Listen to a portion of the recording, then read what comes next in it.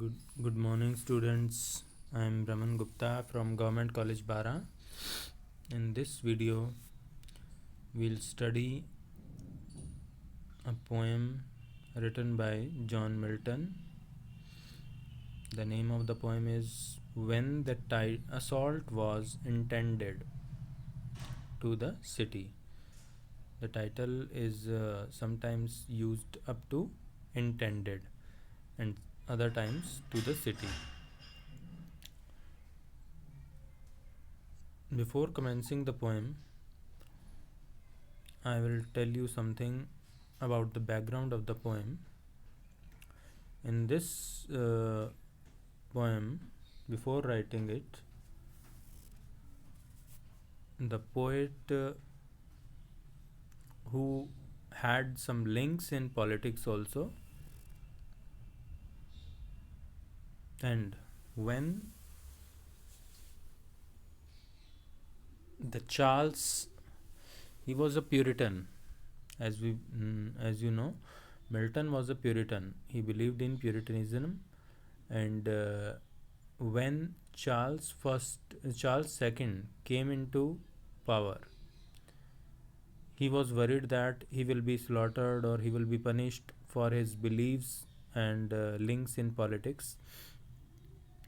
So he had written this poem and hanged it on the outside of his house so that he may be pardoned, giving different excuses to pardon him, to spare him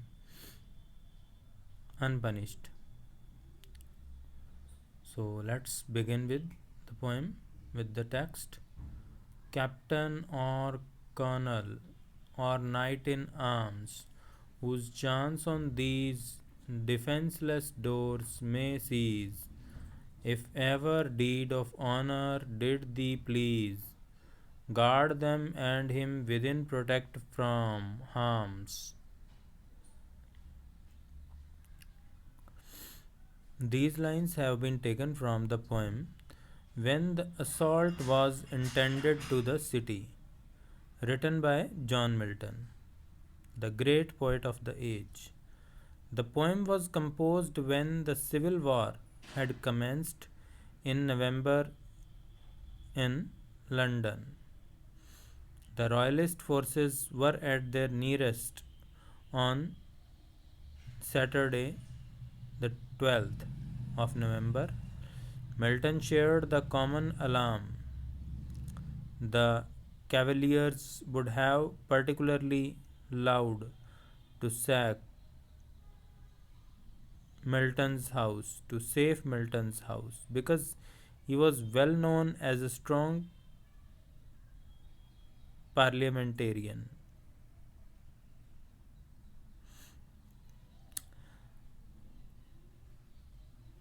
In state of confusion, deprivation, and suspicion, Milton makes request to an imaginary captain or colonel or any soldier who may get a chance to approach his house during the Civil War to spare him, along with his nephews, from any harm because of the assault. It is a humble request. The poem is a humble request of the poet to the unknown for his life, because being a Republican, he was in the hit list of the Royal Army to be punished. The sonnet was suspended on the door of the house to motivate the coming invader, to influence the coming invader. Here in this stanza, the poet tells his confused state. He expresses his confused state for the uncertainty of life. The poet requests to spare his life for bargain, bargaining the repayment by depicting him in his poem. The poet feels himself helpless during the civil war, so he says that his house is defenseless.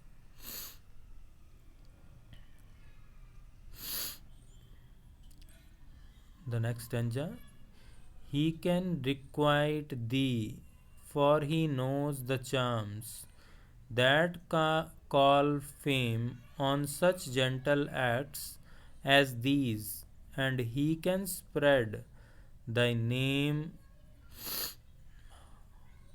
o'er lands and seas.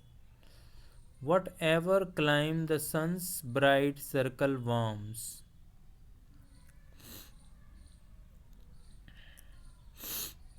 Here in these lines,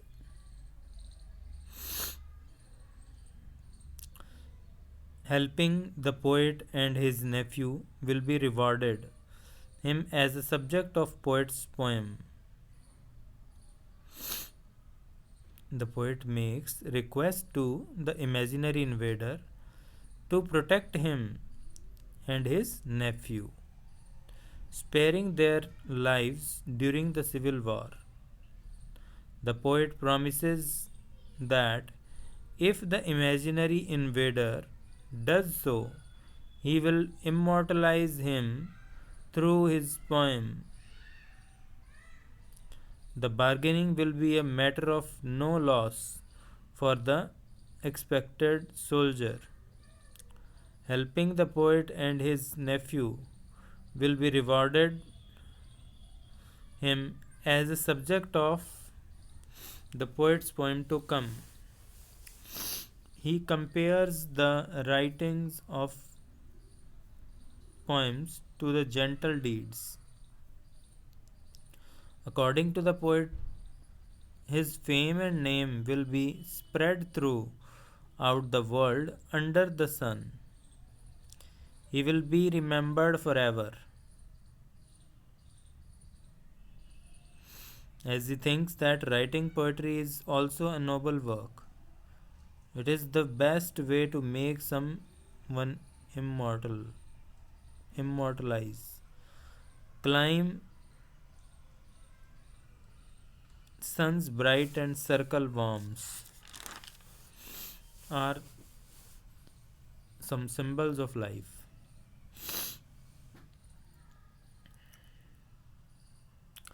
The last stanza: lift not thy spear against the muses' bower. The great Emathian conqueror bid spare the house of Pindarus when temple and tower went to ground, and that repeated air of sad Electra's poet had the power to save the Athenian walls from ruin bare.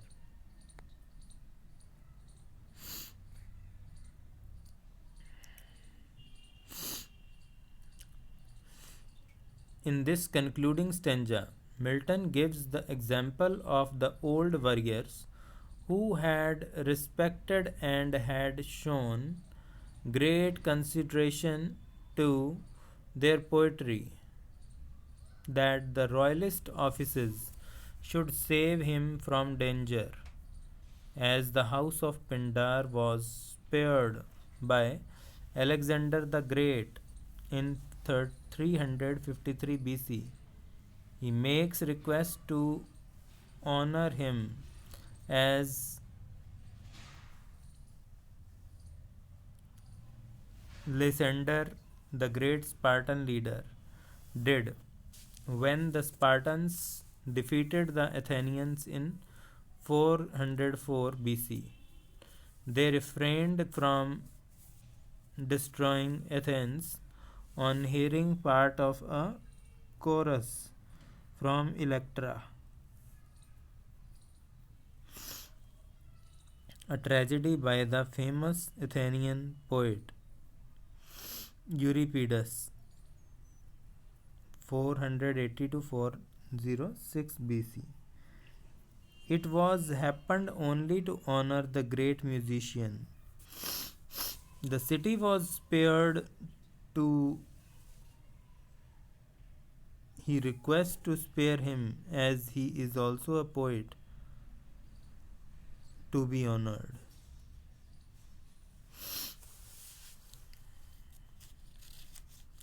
Athens is the city invaded by Spartans under the leadership of Lysander in 404 BC.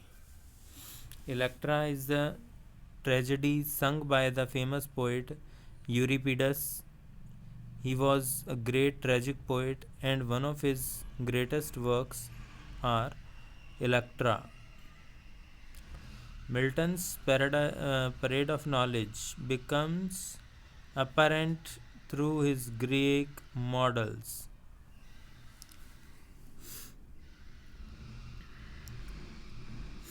So, this is all about this poem in which the poet tried his best to protect himself by writing this poem and suspending it on the outside of his house, so that due to his political links and beliefs he would not be punished by the royalist who came in power. So students, read it well, prepare it, and ask if there is any problem you may encounter with. Thank you and have a nice day.